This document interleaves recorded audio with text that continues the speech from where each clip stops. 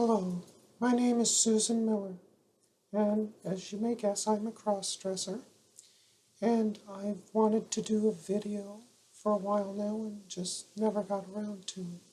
So today, I thought I would do one.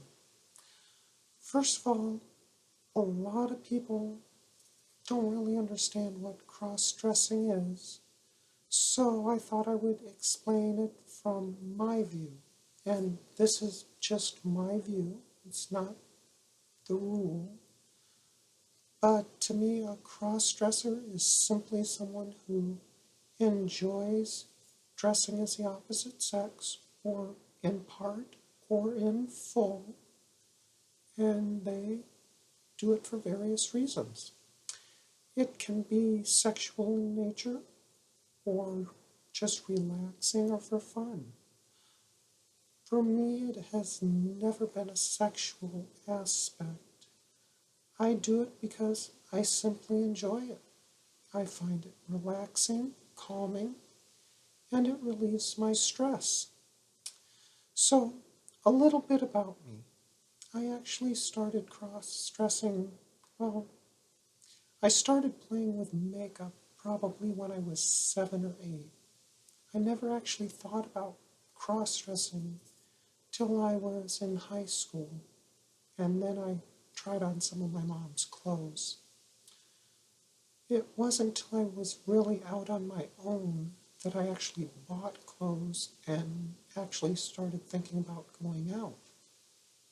Now, a lot of people will wear one or two things. From what I've seen online, it looks like about 20% of the male population will cross-dress or think about cross-dressing in some form or another. Now, it may be one or two times, it may be one or two items, bras, panties, pantyhose. The estimates are about 5% of the male population will actually want to dress up completely and present themselves as a woman. That's where I fall in.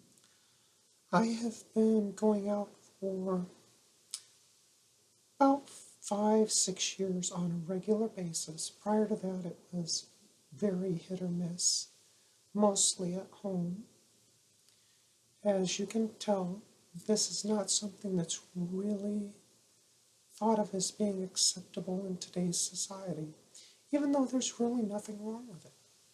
I like to wear pretty clothes. I like to wear makeup, have long nails. There should really be nothing wrong with it. Now, I know the percentages I gave you may seem high, but when in reality, if you think about it, females on the other side cross-dress at a far higher amount. And most won't acknowledge it because it has become more acceptable for them. Most of my friends and some of the women I've dated, when they've stayed at my house or they stay at their boyfriend's house overnight, will ask to wear their pajama tops while they sleep. Technically, that is cross-dressing. Now, they will say it is because they needed something to wear, which is true. It was for no other reason. But, on the other hand, if I or their boyfriend were to ask them to wear one of their nighties or teddies or nightgowns to sleep in, I am sure they would think of it as cross-dressing and wonder why. So there really is a double standard when it comes to transgender. A lot of women's business suits, they are basically men's suits that women started wearing, and the clothing industry figured it out and started making women's suits that were basically tailored after men. So, in effect, society views women who blur the gender or blur the dressing lines as acceptable. It's okay for a woman to wear men's clothes boots, suits, shirts, ties, and no one really thinks about it. But if a man wants to wear a dress, wear makeup, they stand out and people wonder why. And really, that's sad. Women don't always wear makeup. They don't always have long hair, long, pretty nails. A lot of women don't wear any makeup. No one really questions them about it. So, in effect, we do have a double standard. Now, the difference between cross-dressing and transvestite is basically they're the same thing. Although transvestite, because of movies like Rocky Horror Picture Show, have kind of taken on a tone of being more sexually oriented. And it really isn't. Transvestite, crossdresser, just means you wear something that society generally accepts as something the opposite sex would wear. So, it is a shame. Now, the difference between different categories of transgender, like transsexual, crossdresser, again, that's a line that's kind of blurry. So, again, I will give you my opinion on it. Transsexuals, basically, they need to bring their body in line. They feel they are the opposite sex. They want their body to be in line with what they believe they are, or what they are, actually. For a crossdresser, it's more not about the body, it's about the need to look the opposite sex, or present, or wear something of the opposite sex. Okay? Where a transsexual needs to be the opposite sex, a crossdresser simply needs to present or look or wear something of the opposite sex.